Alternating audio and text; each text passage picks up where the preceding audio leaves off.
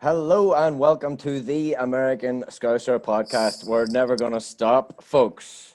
Liverpool FC will never stop. Tonight we are recording. It is Monday night. It's just after the Southampton-Brighton game. And you've got the pleasure of listening to myself, Paul, and Parker. Paul and Parker, did either of you guys watch the Southampton game by any chance? Yes, if I did. Paul? I did not. I didn't get a chance either, Parker. So me and you are going to listen to Paul here and see what his take on. Well, there was a few VAR calls, and there was Danny Ings scored the penalty, didn't he? Yeah, which was the same thing that happened to us. A ball right outside the box. That for me, it's outside the box, but I don't even know what's what anymore. So yeah, they put it. VAR came in, and VAR came in and put it on the box, and Danny Ings did his thing. But I was super excited to see him get on. The pitch, because he's just such a good story. Absolutely. But yeah, other than that, folks, we've got not a whole lot to talk about except the Wolves game. Yeah, lovely game on Sunday at Anfield, and for what has seemed like a lifetime, it's been 9 months. We've had fans finally welcomed home the champions, and 2,000 of them began to sing and serenade the famous words of "You'll Never Walk Alone," and there's a great shot there where the camera just pans out and you see Fabinho in the middle of the pitch and he just screams, "Let's go, boys!" And then it zooms out, then it zooms in on the crowd again, and it's just all the fans are there. And to be fair to the 2,000, they done a great job at really lifting the spirits from thousands and thousands of miles away to the shores of America, all around the world. But those 2,000 fans were every one of us right then and there. Parker, what do you want to you want to add to the beautiful chorus of "You'll Never Walk Alone"? Like, how good was that to hear? That was awesome. Brought a tear to my eye, genuinely, to be able to just hear that again, actually sung by the supporters. Yeah, it was something else. Like, it's been a hot minute since we've been able to experience it proper. Exactly. Yeah. 9 months. It seems like 9 years. It's ridiculous. It's been 9 months. 9 months, 200 and something days. Ridiculous. Lord.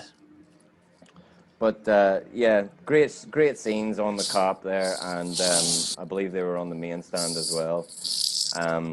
Paul, how much would you give to have been one of those lads back in Liverpool?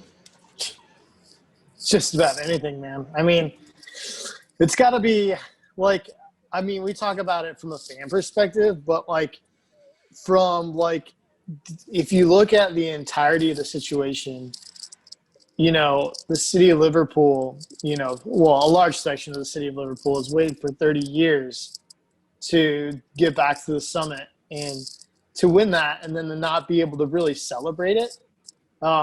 It's so tough. And I can't imagine as a player, not being able to have that experience either. I think it's got to be just as hard as the players as it is on the supporters. So, yeah, especially for players that I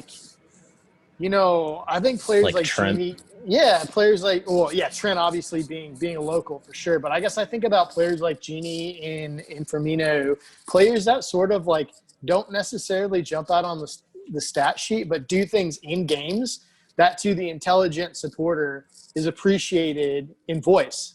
I think that those are huge moments for those players. So I think for the city and for the players, not just the fans. Big moment. I can't wait till everybody's back.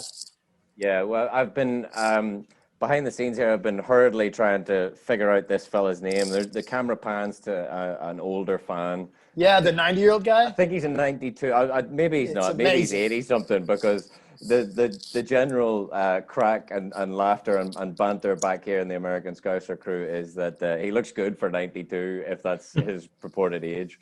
But the camera zooms in on him. You'll Never Walk Alone. He does look like an older man anyway, but it just really does, like Parker said, brought a genuine tear to the eye. 9 months, it seems like at least double that. But yeah, so moving on to the game itself, which, in a normal game, you know, obviously this one was a 4-0. If this one was a 1 or 2-0, the game would sort of be a byproduct of what actually happened here today. You know, the fans got to witness their team back, but not only that, we cheered them on to a 4-0 win. And also, the ladies' team beat Crystal Palace 4-0 as well. So 4-0 seems to be the running thing here. Good team to have. Yeah, good Just- habit to have. Kind of lets you like do the prediction shouts every week, you know? Yeah. Unfortunately, I hate prediction shouts.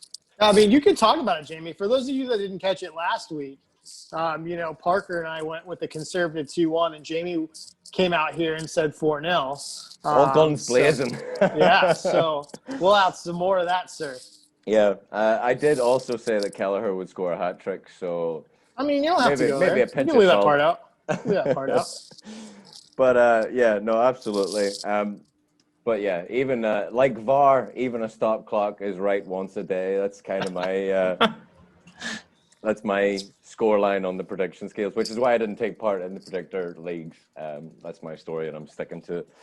So let's start with the goals. Parker, you actually predicted Salah was going to score first anyway. Yep. In your 2-1 prediction. But anyway, Salah, 24th minute. We had a couple of chances before then as well. Nice little ball in by Robbo. But Salah initially gets their goal. Your thoughts, your takes? Salah, the man himself, the goal. It was a great move. Yeah. You know, he took charge and saw the opportunity, took advantage of, I don't want to call it a huge mistake by, I can't remember what player it was for Wolves, but, you know, a mistake. He took advantage of it and sealed the way. Connor Cody, that's who it was. We'll get on to him in a minute. Yeah, I was gonna say I have words. his name's on the tip of my tongue. Don't you worry. But yeah, I mean, a great goal, takes his opportunity, one touch finish. Paul, what's the chances of that? Like just on a plate for him, wasn't it? Yeah, I mean, I think people talk about Mo's pace, right? I mean, obviously he's got loads of it, but he's just I think like any good. He's a winger, right? But I think like any good goal scorer, his positioning is always really good, and he's super, super opportunistic. So he can create his own chances off mistakes, and obviously that's what happened. If you look at that run, like he doesn't get that goal if he's not anticipating something. That's it. You know what I mean? He's begging for him to make a mistake. Right. And I think when he's at his best is when he's hungry like that. And I think he just shredded that entire right side all game. And like not only – when he's in that kind of form, he's so dangerous, not because he's just a goal threat, but he just constantly creates chances. So, I mean, I think that gets lost in the discussion between Monty and Salah. They're both very good at creating chances. And sure, I mean, you can have this argument on whether they're selfish at times, they're not passing enough, but I think at the end of the day, like, they do create opportunities, and that's what makes them so dangerous. But yeah, that was just straight anticipation. So yeah, like you two guys are the perfect ones to talk about Salah. Your low center of gravity puts you in a different perspective. Me, I'm in the 6 foot crew. I'm more of a Peter Crouch. I think low center of gravity is a really nice way of putting it. I like that. But if Timuchin was on here, he's the defender of the group. I would ask him why. So Parker, I'll put it to you. Maybe you can ghost in as Timuchin for us. But why wouldn't Cody just put his head through it, you know? Just get rid of it, you know? I think it's just, I want to call it cockiness, because I don't think that's a fair word for it. But I think it's a somewhat accurate word for it. A certain assurance. He is a good defender. You're not wrong. Like, I think if you look at it, he's trying to put it on his right foot. He's trying to get that thing down onto his right foot and just clear it. Yeah. And I think as a defender, you're worried about, like, if I get ahead to this, can I clear the second line, right? Right. Like, so I think like I think he is confident, but I think he's trying to get it onto his right foot and just misjudge the amount of pace that thing had. So I've got a little stat attack here to throw at you. I've got a few stats to throw at you throughout the night, and some are kind of just bullet points and some we can kind of talk about. but you can kind of gauge which one you want. Now, here we go. First stat. Salah has just scored now that with that goal on the 24th minute, as many Premier League goals as Cristiano Ronaldo in 65 fewer games. I don't really want to talk about Cristiano. Yeah. Anybody got time for Cristiano? No. We're Mo Salah. We're 65 fewer games. It doesn't matter. But goal 2, and actually, well, the fans, like we spoke about at the start, were there the entire time and were doing their best and were doing a damn good job at singing. So there's a great little minute around the 28th minute, just after Salah scored, where Bobby gets his second nutmeg of the game, and he then instills a "Si Senor." No, not this, just a normal "Si Senor." It's a That was a loud haven't "Si, seen you senor." in 9 months. Here's all my love, "Si Senor." You know. You know, I think I figured it out with Bobby's whole, cold streak or whatever. He just wanted fans back. That's it. He feeds and thrives off that. Man's a performer. What can I say? And we love him. We love him to bits. And anybody who doesn't can fucking, I don't know. It's too late. It's too late for that train. So anyway, after the 2-minute "Si Senor," which I'm sure there's clips on Reddit where it's just the entire 2 minutes of the entire song, and you can watch that to your heart's content. I already have. Genie gets the second, Paul. Genie Wijnaldum. Genie Wijnaldum. What the hell? Did he just think he was too Dutch for a second? Did he think he was in an orange shirt there? That was immense. Yeah, man. I mean, that's what happens when you have a defense that's scared to death of Salah and Mane's pace, right? They split him. Just dropped deeper and deeper and deeper and deeper. And, like, it's for a player like Genie, like, people don't understand, the offensive quality he has, because he's just not, when he's not on national duty and you don't know anything about him playing for Newcastle or Eredivisie, any of the other teams, Feyenoord, any of the other teams he's been at, you don't know that he's got that offensive ability. But at that range, it was such a great strike, but he literally just passes it in the top corner. Carves it out. I mean, just it couldn't be closer to the defender, though. It was right. Was it Cody again? I can't remember who. I think it I was remember Cody. who it was. Close it down, but yeah, he just and he makes it look so damn easy too. That's what's disgusting about it. But I'm just in it for the big Verge celebration. Amazing. Well, apparently Verge asked him for a goal. So there you go. Genie gave him a goal and then pointed to him in the crowd, gave him the celebration, which, if you haven't seen that as well, is absolute box office. He just does the little turkey chin underneath. I don't know what it is, but it's brilliant. But here's a Genie stat for you, Parker. Let me hear what you think about this. That's his 11th successive start for club and country in 5 weeks. I think that was from Pierce himself. But that's 11 games in 5 weeks. 11. I don't know if he's played all 90 minutes, but it must be close. It's bananas. Unreal. And so then after that, we've got Salah's assist, and Big Joel gets his third. Our third, his first.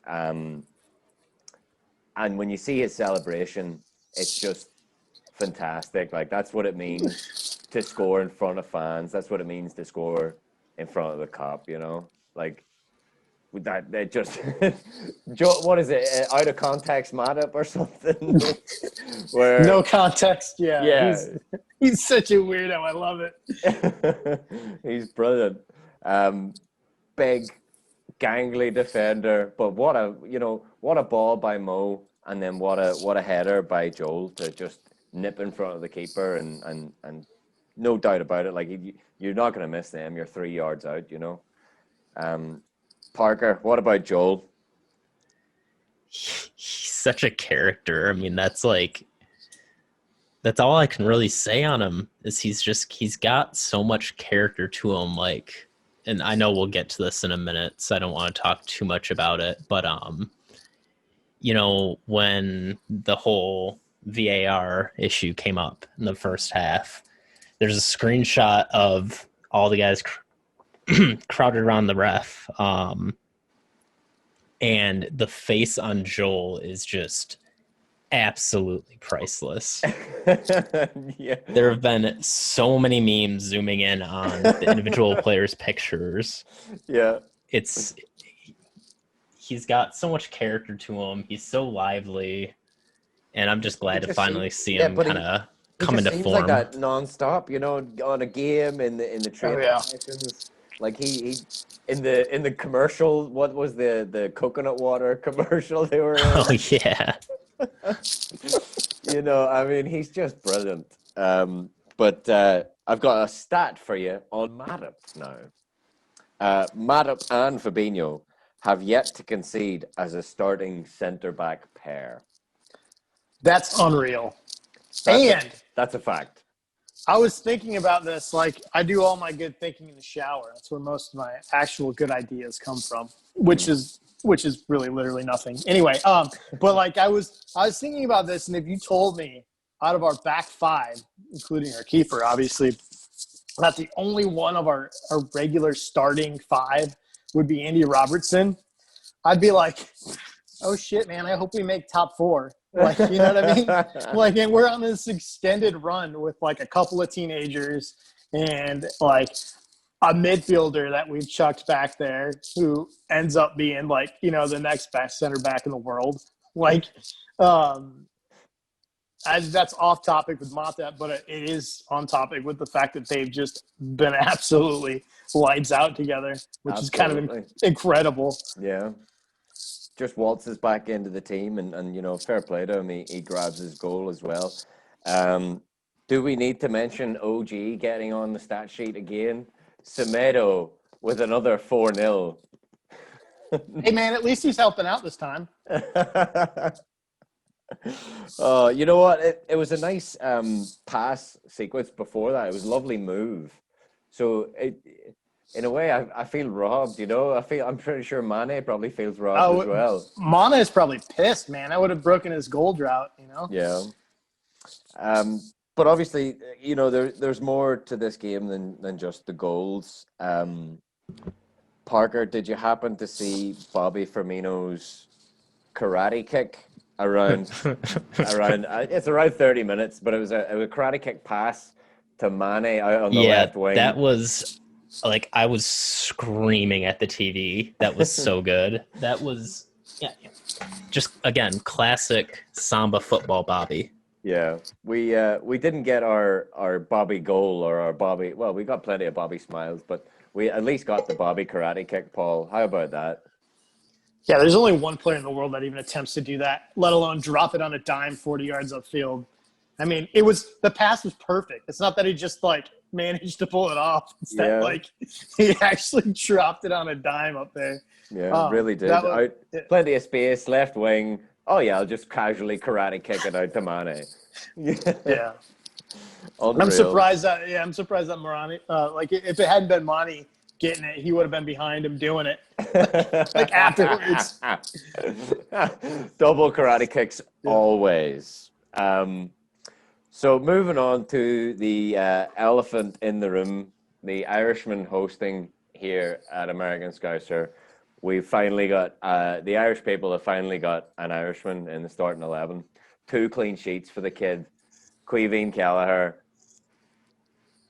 I know how to spell his name. I know how to spell his first name. I know how to spell his second name. Maybe I'm giving them the benefit of the doubt here. Maybe they ran out of E's. Maybe there was no more E's. Maybe all the E's, all the shirts were printed.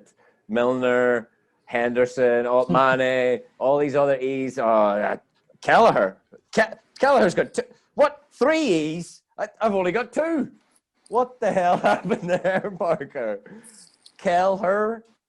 I mean, I wouldn't give him the benefit of the doubt. I'm about as far away from being Irish as you can be. I'm Arab and Polish, so if it doesn't have a ski or repeating vowels, I'm not knowing how to spell it. I still know how to spell Kellher. Yeah. So I think giving him the benefit of the doubt is giving him a little too much credit. I think someone just made a pretty major mistake. Might be just a British thing. Don't they just take complete Ellis complete.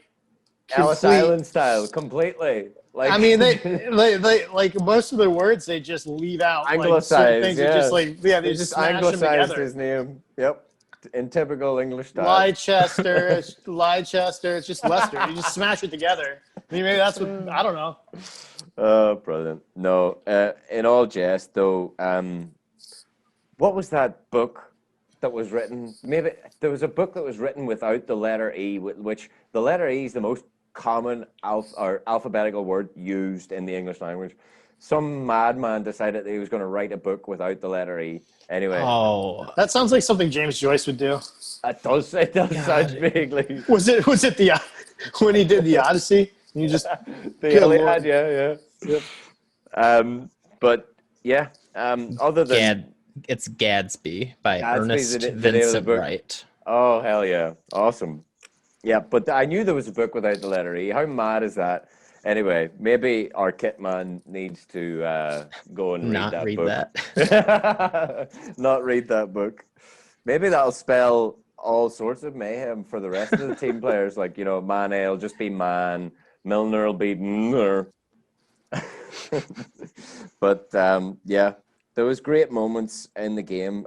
Great standout performances. Like everybody, there was no standout performances. I'm sorry. Everybody played brilliantly. Genie was amazing. Hendo was first class. Like he had most passes, most touches, most. I seen it earlier on. It was like he had most everything. Hendo was there. Like 80 passes, nearly 100 touches. Unbelievable. But the big takeaway has got to be the fans back. Like, I mean, how brilliant is it for those 2,000 fans? I think there was 500 corporate as well. But how brilliant would it have been to have been one of those people? And I seen some of the interviews with them on outside, and apparently the whole thing was handled very cleanly, very carefully. Which I seen some clips. There was some people not wearing masks, but everybody was commenting that they seemed very close on the cop. But there was some on the main stand, but like you've seen them on the cop, like they could hold out their scarves, like usually on the cop you can't breathe, like you can't move. So to see them holding out their scarves, like that basically tells me they were about 6 feet apart, which is good. Yeah. But it's going to be a different story in away games. Obviously we're not going to have our fans in away games, which will be missed. But one more stat on Genie, which is another unbelievable stat. But this is Genie Wijnaldum, folks. This is serious magician we're talking about. 26 Premier League goals for Genie. Give me a guess, lads, and we'll go to you, Paul, first. Give me a guess on what percentage of those goals are scored at home. Parker, man. don't you be Googling. Don't you Oh, I'm be not man. Googling. Googling. I have a gut feeling. So the knock on him, right, when he came from Newcastle, like he scored basically all their goals at home.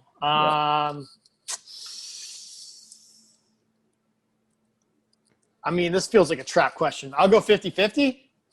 I'm going to go 100 just because I feel like the reason you're asking that question is because it's either 100 or practically zero. The reason why I'm asking this question is because it's the highest ratio scored on home turf for any player with 20 plus goals recorded in the Premier League. Do you want to up your guess a little, Paul? I overthought it. I'm gonna highest ratio. I mean, I'll go like I don't know, 90%. I don't know. It's 88.5. Okay, I was gonna say I've seen him score an away goal because I remember thinking that's got to be a big deal. He has 3 away goals. He scored 23 at home. He has only 3. Yep. What? That's such a crazy stat. Like, I don't understand how that's like even possible. That's not probability, folks. But the crazy thing is that's not like a season. That like and that's not only one club. Like That shit goes back to like Newcastle. Like he Yeah. did the same thing at Newcastle. Yeah. Wow, that's wild. I got another wild one whilst we're at it. Genie and Hendo have shared the pitch for 105 Premier League games. Really? For Liverpool, yep. I was just going to ask if that meant on the same team or... Well, yeah, for Liverpool, yeah. How many of those 105 Premier League games have they lost? Oh, man. 5. I'm going to go lower than that. I'm going to go I'll go 2 or 2. It is 7. Oh, okay. So, wow. Yous were both close, but that's still unbelievable. I think I was thinking in the back of 105. my mind, I was thinking about Sadio Mane, who hasn't lost a home game for us since he was signed, which is stupid. Yeah, ridiculous. So, lads, I mean, look, the game was fantastic. Is there anything that there were lots of little brilliant pieces, like Bobby, like we said about the C Senor for 2 minutes. There was a great little bit where Bobby just shields off the play and then casually nutmegs the second player of the game 28 minutes in. And it's just brilliant. Like, I mean, was there any other little moments like that you just want to bring up here? Do we talk about VAR? Oh yeah, we've got to come on to coach VAR. I've got like a little bit of a funny thing about that. So one of my best friends from my term abroad in Liverpool actually works at Anfield. And he just got a new job to being the person who reads off VAR check. So wow. Insider two parts to this. Unfortunately, no. So 2 parts to this. First part was the fact that it even had to go to VAR was ridiculous. Like I said before, looking at the freeze frame, seeing everyone's faces, I don't think I've ever seen Hendo that more pissed off in my entire life. That was an enraged man. And Hendo's normally like relatively level-headed with stuff like that. Once in a while, he gets a little bitter about it, but nothing like what we saw on Sunday. It was the Diego Costa look. It brought me back to that Chelsea moment where it was just staring down Costa. Stare down. And I thought, oh, don't do it, Hendo. But even then, he had control to it. He just stared him down. He wasn't shouting at anyone. That was an authoritative stare, though. You would, That's he called Cody a fucking cheat, which is awesome, amazing. Yeah. But anyway, I mean, it's brilliant. That's perfect. That's exactly what he was. Yeah. So anyway, it goes to the VAR check, and I'm like, okay, well, at the very least, I get to hear my buddy Jamie say VAR check on the TV.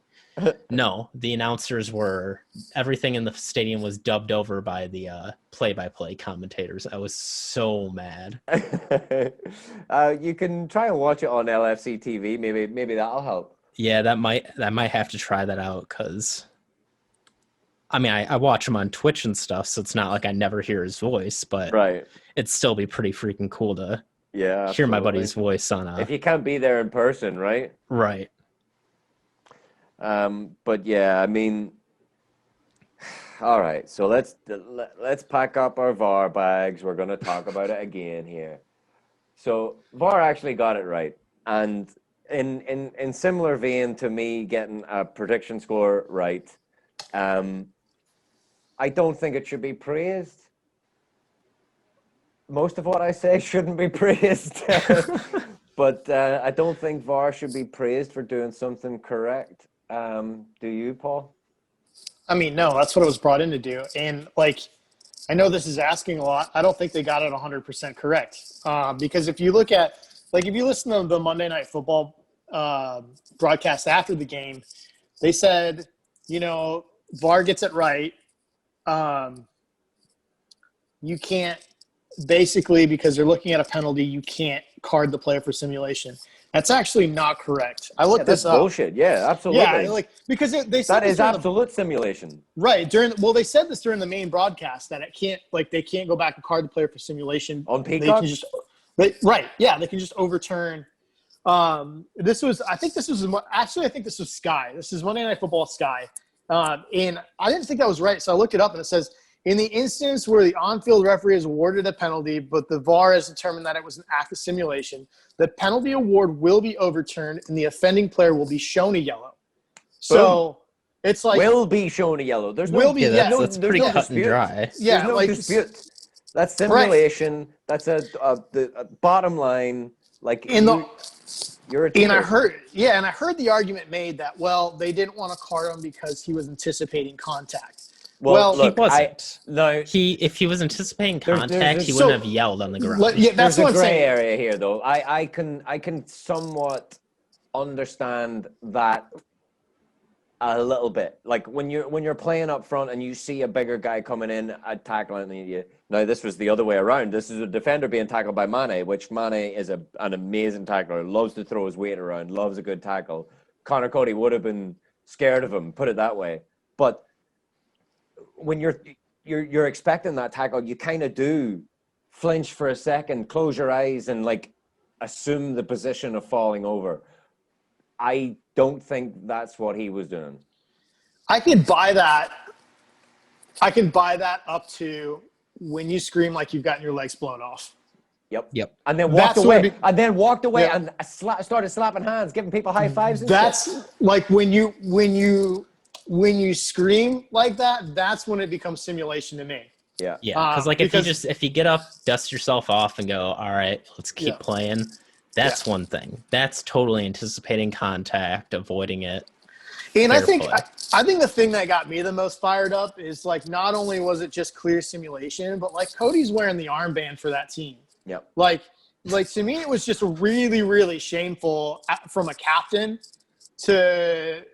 because it was everything that we're trying to get rid of in the game right now. So yeah, I mean, it was, I don't know. I know there's a line between gamesmanship, but to me, that was just so far over the line of what's appropriate and what's expected from a professional on a team, and especially one that's wearing the armband. I thought it was just I thought he did himself a huge disservice. And especially one that's worn a Liverpool shirt, you know? Yep. It really. I get he's it got trying to me fired up make, too, but yeah. that's why I think Hendo got so fired up as well, because he knew this kid. He knew him inside out. Yeah. So, and I think there's a part of him that's probably trying to get back what he lost on the error. You know what I mean? yeah. So I get it, but like, yeah, dude, it was a huge letdown, and you could tell from his body language when he got up that he knew he kind of, you could That tell he got was away like, with yeah. one. Well, you could tell that he didn't feel great about it, you know? Yeah. Like, I think, he He did give somebody a high five, Paul. I seen it. yeah, I think so, but I still think, he wore it on his face a bit. He did. He did. Yeah. Well, he's a true Scouser. You know what I mean? Yep. He Yeah. can't hide everything from his face. You know. I think it was probably a different feeling between when it happened than between it happening and then getting done with Hendo. Like, I mean, I would just call that guilt personally. Yeah. It's that cheeky Scouse glint. They may have known they've done something wrong, but you don't know yet, do you? You know what I mean? Oh, hold on. No, everybody knows. Everybody knows, Connor. Everybody knows, mate. But yeah, he didn't cover himself in glory in that game. Obviously led to Salah's first goal and the VAR call. So VAR gets it right, but doesn't really create an incentive for not doing it again. Yeah, Exactly. no yellow card. That's the be all and end all, really. Like that's it. You got it. That may as well have got it half. Well, they've got it half right. You know. Yep. A yellow card in that instance isn't such a big penalty, but it's doing the right thing. I don't get why it never happens. Which I think one point that gets ignored, sorry to cut you off, Paul, but no, you're fine. one point that you made that I think has been getting ignored a lot when I see people saying this is the fact that he's the captain. Like, you're meant to be a leader. You're meant to be someone that your fellow players look up to. And beyond that, you're meant to be the person that young fans look up to. You're meant to know the rules inside and out. You know? But, like, I just mean, like, the fact of being a role model. Yeah. You know? And I don't want to be, the old fuddy-duddy going, they're teaching the young kids bad habits. But, It's like, true. that it's a fair statement to make. Yep. We're obviously spoiled with Henderson, Like I saw one comment on Twitter that that was a young kid that's gay, and he was saying that, you know, it was with his with Hendo's Rainbow Laces post, and he was Yeah, like, you know, I always he's a looked young forward Irish lad to. actually, O'Connor, I think, or Yeah. something like that. But a great tweet. Yes. Do you And have it then up there so you can read it out?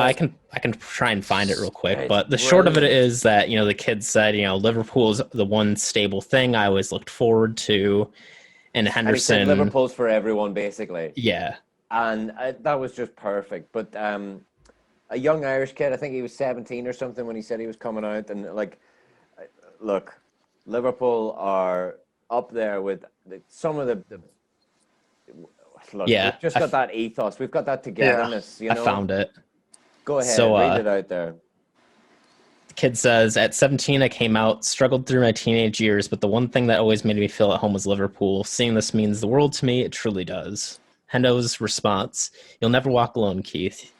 If wearing the rainbow laces armband helps even one person, that's progress. Everyone's welcome at Liverpool Football Club. Hope you enjoyed the game tonight. Hashtag you never walk alone. Yeah, and I think it's just typical Hendo. Hendo is like the absolute rally cry of our team, and that echoes into our fan base. That's amazing. You know, that sends shivers down my spine. That lets me know that Jordan Henderson would literally do anything for any one of us. That's Right. mental. That's You know, brilliant. very blue collar, which is obviously so ingrained in the culture of Liverpool. The one thing I looked into buying the rainbow laces when they first came out, like a couple of years ago. This program's been running with the Premier League. I would love to see if they were on sale. Obviously, I can go buy rainbow laces. That's not the point. I'd like to support the actual movement in the Premier League, but I'd like to have a pair of football boot laces that are the rainbow laces. I mean, who wouldn't want a pair of them? Check this out for stark contrast. 2 hours on the news wire. Millwall players will not take a knee before Tuesday's championship fixture against QPR, Shock, surprise. but will stand arm in arm to show solidarity. What I mean, Arm in that arm to is show solidarity for what?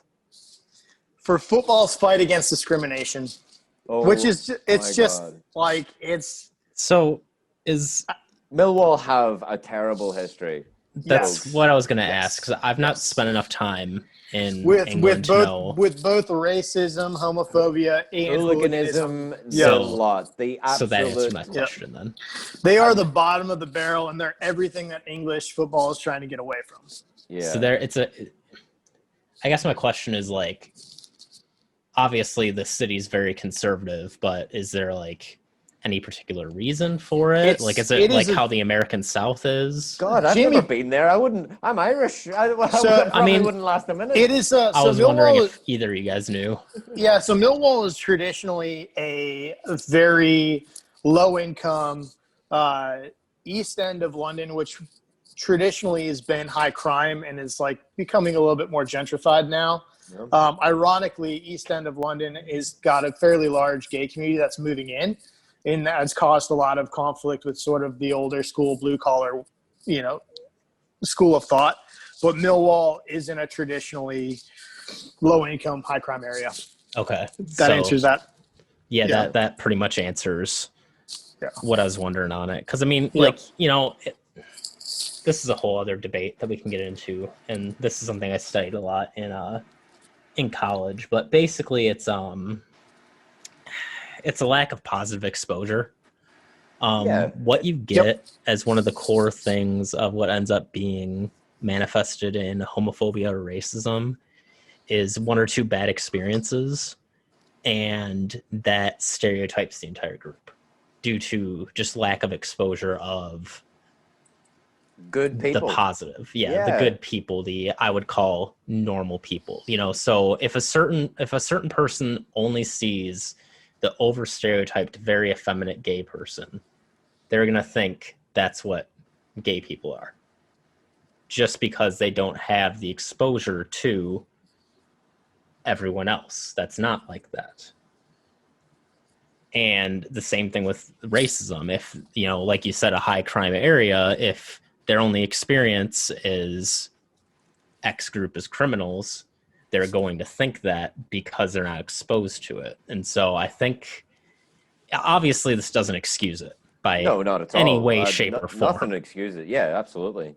But that's from my understanding and from how I learned it, that's like one of the core reasons why it's still an issue, unfortunately. I And mean, really the only way to I dare fix say it. there would be other ways to disprove that, though. You know what I'm saying? Like, Yeah. there would, but you're not wrong. Like, it's just a very difficult topic to say. All right, well, just because they're not around Right, other people, exactly. it's all too easy for them. Like, yeah, I get your point. It's just I think it's interesting maybe because I might not have explained it perfectly well, but Right. we started this conversation with the captain's armband, right? And I think Right. it's just, I think the where this really ultimately ends is like we have to be extremely grateful that character is a central point of what Klopp has sort of infused in making this great team a legendary team, right?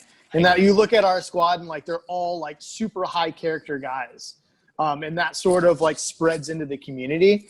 And I think, when I look at that, I just think like I love this team so much, not just because they win, but because of who they are as men. You know what I mean? And like what they stand for. And like we're super blessed to be winning, but we're super blessed to have these individuals in the side because, man, not everybody does. And then there's Millwall. Like, you know what I mean?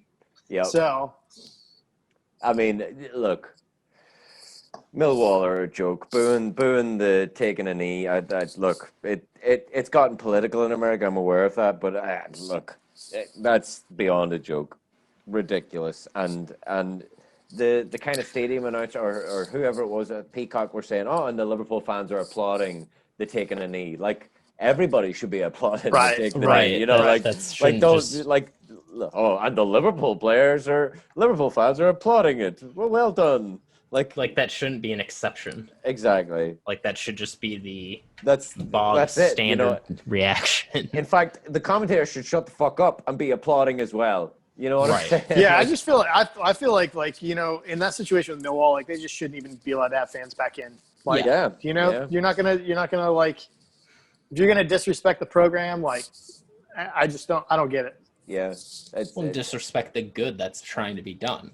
Yeah. Well, it's 2020. It's not like this is an undocumented. This is their first offense. This is Millwall's first foray into the discrimination, racist, bigoted ways.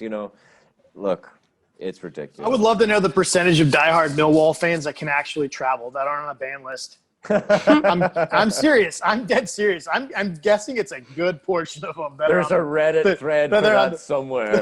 They're on the no-fly list. It's a good thing they're not in Europe anymore. Oh God! Thankfully, I'm not on the Reddit subgroup, or the Millwall subgroup. Sorry. But yeah, a great game, and all this VAR talk is even though it done something right. Is taking something away from the game. And that's the unfortunate thing. And just like VAR, Millwall, when something good is supposed to be happening, they can take it away and make it horrible.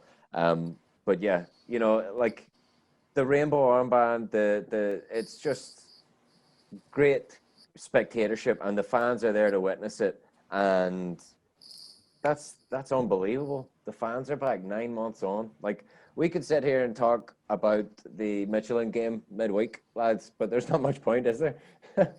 No. Seriously, nope. Other than rotating a few new faces in there, Curtis Jones probably going to play.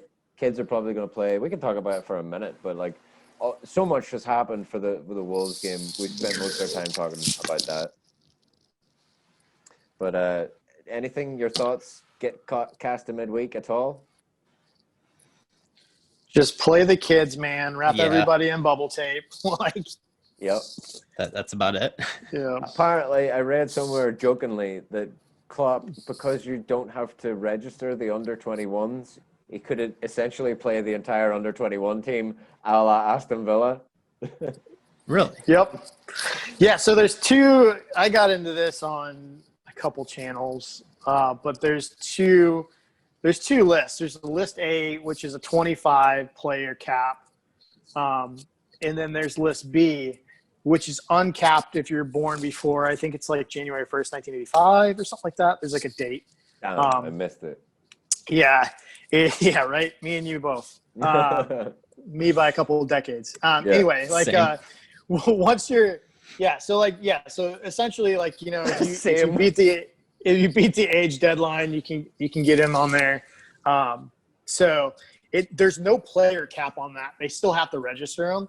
So, like, I mean, it's not like you can just pull anybody. They've still got to be on the list, but there's no limit to how many players you can be on there if they're under that age restriction. There is a couple of things, like they've had to been at the club, registered in the academy for at least 2 consecutive seasons. So there are some things in there, but if we don't know, we'd get murdered in the press. Yeah, I mean, who cares though? Like, who cares? Disrespecting the Champions League, that's a big no-no. Like, you know, it's disrespecting it if you're trying to keep yourself as healthy as you can for the knockouts. Well, I mean, that's our opinion. You're absolutely right. I'm saying that's how the press will play it. I mean, I would say they'd say it's probably disrespecting Mitch Steeland. Yeah, dude. I don't know, man. Like, for me, it's like the only thing that matters is that you move on. Yeah. Like, that's the ultimate. We've already moved on, so you know. Right. So why wouldn't you ensure that you move on past the knockout stages by being healthy? Yeah. Like, what's the point of putting in a player that's going to help us win in the next round that may get injured? To me, it's like I don't buy into that disrespecting the competition by not putting your best team out there. Like, I think it's completely different than what we did versus Villa. Like, that was probably disrespectful to both Villa and the domestic cup. I know why we did it, but, like, I don't think it's the same thing for me, at least. Yeah. Yeah, I mean, look, it's a Champions League game. We should go out there and just win it. I would like to see the kids give it a good try. I'd like to see a few faces being brought in there. I'd like to see a few more that are on the fringe of full fitness again. There's talk of Trent and Naby being there or thereabouts. But there's big games coming up in the Prem. Who have we got after Midtjylland? Is it Tottenham? I think it's Tottenham. The Spurs game. I'll look it up. But I mean, so Naby would be a good one. Minamino would be a decent shout. I don't know if we'll ever see Shaq again, ever, even if he's fit. I just don't think we have any interest in that for whatever reason. I don't really know why, other than the fact that I don't know. I don't know what's up with Shaq. I know there's a lot of talk about not being convinced that he can hold up because he's too muscly or whatever. But I don't, Naby, Minamino. I mean, God, dude, like Origi, as much of a lost cause as he is, he could be play. But I'd love to see like Jake Kane in there. I'd like to see some of these these young up and comers who've got a lot of heat behind them. Mm-hmm. Like, he's supposed to be some player. I'd love Clarkson to see him as on well. the stage. I've heard a lot about Clarkson. And Clarkson traveled at the last Champions League match. Yeah, you're right. I think he did. So I mean, like, Jake Kane and Clarkson would be really good shouts. More minutes for Nico is fine with me, especially now Trent's back. Yeah. So, Paul, you used to do the loan watch for us, and you do the ratings now on AmericanScouser.com. So you've got a good background of knowing these kids. Who have we got fit in the defensive ranks now, still in the younger? So Phillips is not registered for Champions League. So he's out. Now, there's a deadline before the knockouts where we can change both lists. So we can basically rename the A list and the B list both for the knockouts. So you may see Phillips added for the next round, but it's going to be Reece Williams. He's going to be the guy that's fit in Champions League registered. I don't know. I don't think Big Billy. I don't think he's back fit yet. Yeah. I don't think he's fit yet. Cometio. Yeah, Cometio, yeah. I don't know that he's completely back. But I think he is registered, so he would be available. Parker, Parker's got the next 5 games there: Fulham, Tottenham, Crystal Palace, West Brom, Newcastle, and that brings us into January, I believe. Isn't that right, so Parker? we've got Fulham next. Yep. So Fulham, they had a decent game at the weekend there, but just different class. They've struggled. Even they've been better recently. They've changed what they've done up front, but it's still Mitrovic isn't playing up front anymore very often for them. Yeah. But A game like this though is when I wish we still had Elliott not loaned out. Yeah. Be a good game for him. Yeah, and he is tearing it up. He is absolutely crushing it. Yeah, he is crushing it at Blackburn. So, which is great, and we had this conversation: is it better to leave the squad and get actual competitive minutes, or is it better to stay with the squad and train against the best of the best every day in training? And look, that topic is still up for debate. I almost think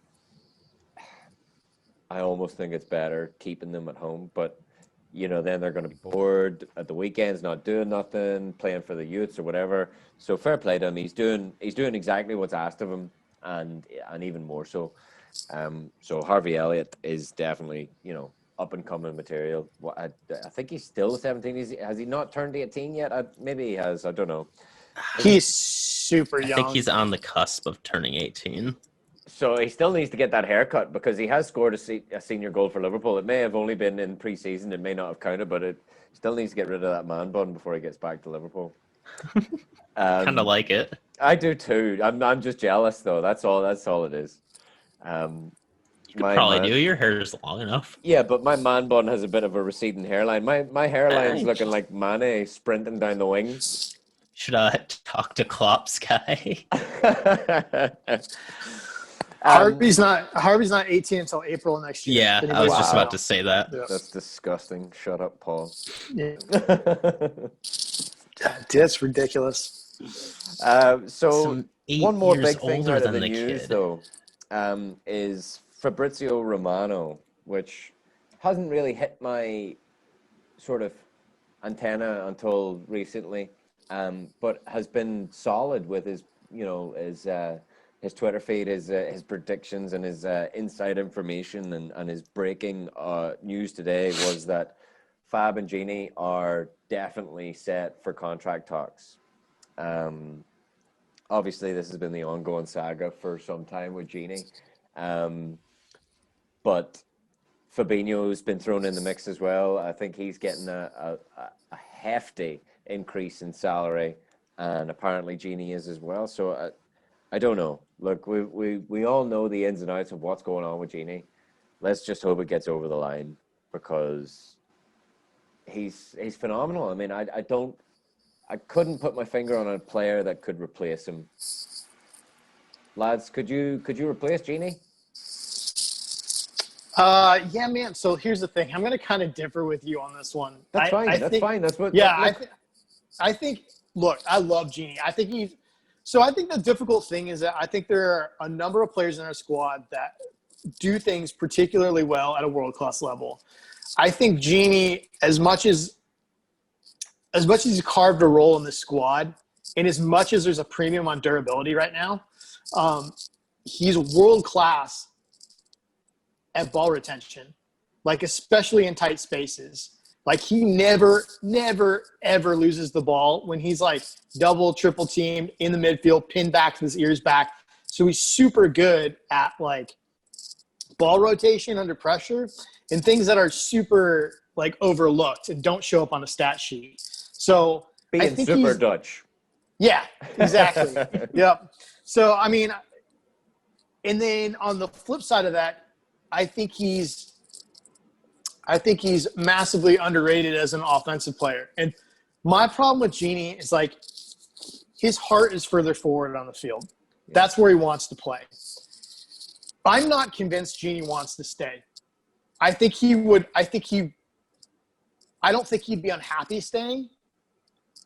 I don't necessarily think it comes down to one last payday for him, like a lot of people think, because he's been massively underpaid for a number of years now. Oh, yeah. I think he wants to go play the type of football that he enjoys the most.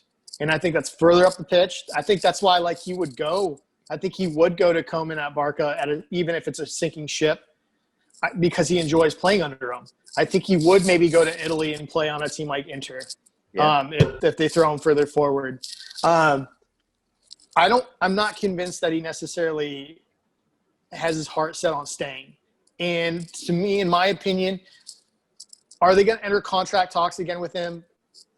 Fabrizio has been pretty spot on, so I'm sure there's something to that. In my heart of hearts, I feel like if there was a deal to be done, it would have been done by now.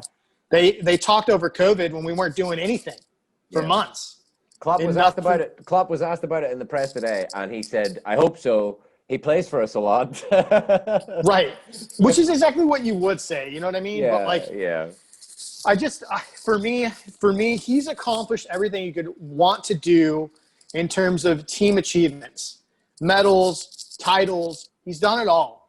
At his age, going into his 30s, and here's the real debate, right? For me, it's like it's very unlike FSG and Liverpool's ownership group and collective to offer a 5-year contract, which is reportedly what he wants, to a player that's already 30, that's going into his 30s, and sets him up to make that kind of money on that payroll into 35 years old. Now, the argument is, yeah, but we did it with Thiago. You know what I mean? Milner. Right, but Milner came on a free. You know what I mean? But in 5 years' time. Milner came on a free, and he's not looking for guaranteed playing time. Right. He's okay being plugged in at left back, right back, wherever a couple of games this season if needed. It's a different thing for me. Genie wants to be playing all the time, which he has been, right? But if Thiago were healthy, if Fabinho was in the mids, and Van Dijk was there, would he be? I don't know that he would be. It's a very true, very, very true remark you've just made, Paul. Yeah. I just hate to lose him. I do too. But I think he was always meant to be with Naby to be rotational help for Thiago. Yeah. And now Thiago's gone, Van Dijk's gone, so Fabinho's moved back, and Genie has become this incredibly, hugely important part of this team. Even though he's been important for a number of years now, I don't think that we've considered him as a piece that has been essential moving forward. Yeah. As much as everybody hates to say it. And maybe that's me just emotionally preparing for him being gone, because I don't want him gone. No, there's a certain truth to what you're saying. As much as many people adore, and everybody adores Genie Wijnaldum, he is taken for granted, I feel, quite a bit. I mean, in my book, in 5 years' time, the Genie Wijnaldum will be our new Milner. But, in an ideal world, all of these players would stay for the next 10 years. And I think the other thing that gets lost in all this is that, out of our starting 11, 90% of them have contracts that expire within 2 to 3 years.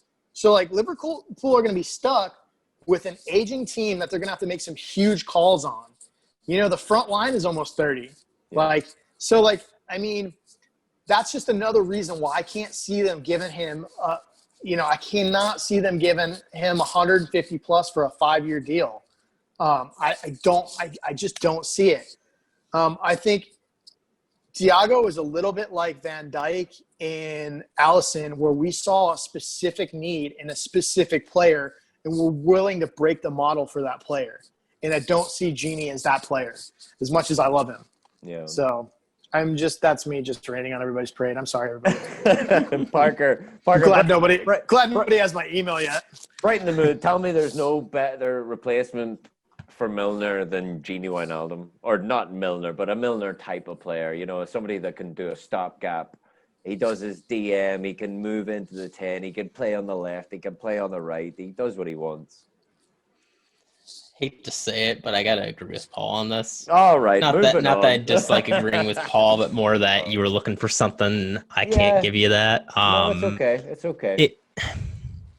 Milner's kind of irreplaceable.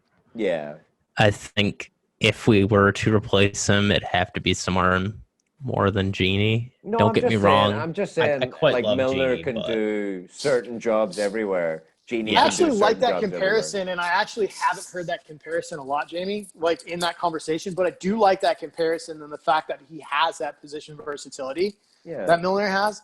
I just think they're at different points in their career. Big time. And they both have a lot of different wants and needs. Obviously, Yeah. you're absolutely right. And I do take that point on board. But I just think of Genie in 5 years as being that type of player who can just slot into any sort of position, any team. You know, I do think he will be playing to his latter part of the career. But there's a few things I wanted to bring up before we leave. There's one more stat I found here just lying in my notes. Mo Salah scored and assisted on Sunday, and that is the 17th time he scored and assisted since 17-18 when he joined. And that's 5 more goals and assists than any other player. That's Son. So, Damn. 17 goals and assists. We're just out here breaking records, folks. That's all it is. And the only other thing I want to talk about was Wingman on IGTV, or Wingman, sorry. So great. The Trent and Robbo show on Instagram TV. It is brilliant. If you haven't seen it, do yourselves a favor. Go out and watch it. Hendo was on last week, and this week's episode is about highs and lows in their career. But it's all about... It's like a 10, 15-minute show, and it's just them driving around Merseyside in Trent's car. Parker, you've seen it, right? Yes. Paul, you've seen it too? It's amazing. Parker, what do you think? The last episode was probably the funniest one to me. The previous one with Hendo, because it just shows that, like, in comedy, there's a thing known as the straight man, which is like the very matter-of-fact, like simple, to the point, no shenanigans type. Noses and that roll. Is Hendo to a T. Yeah, he was hilarious. You've got Trent and Robbo just joking around up front, laughing up a storm. What did they say? Hendo will just one word, stiff. Yeah, stiff. And it's like, I mean, kinda. And then Hendo's just like, he's hilarious still, but he's just so like so matter dry, of fact about everything. Yeah. And like, I'd call it peak English humor. Yeah, really. It's like, it's exactly what to expect of English humor. What was the line? You brought me on the show to save your guys' asses, just like like I do every like week. And like he's not saying it while he's like grinning ear to ear. He's just like looking at the bed in the eye. Stern, serious look. Yep.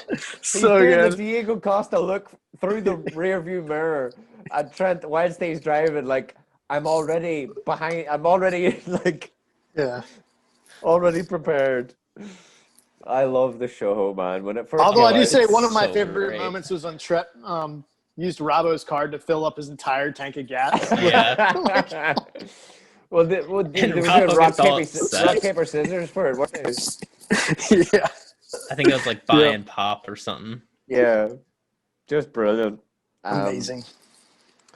But yeah, other than that, folks, the only thing the lasting thought I'd like to leave everybody on would be the 4 massive fist pumps that Klopp pumped into the Kop end at the full-time whistle on Sunday, because that was just the be-all and end-all.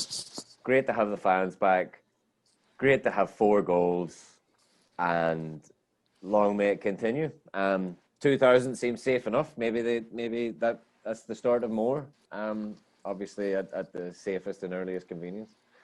But as always, folks, if you're in need of more content, head on over to americanscouser.com. Follow us on Twitter and Instagram and all the rest. And as always, tune in and cop out with us at American Scouser. Folks, great to have you again. And let's see if we can come back with full points from Mitchell and Dan Fulham. Oh, Let's it's great do to it. be here. All right, take it easy, lads.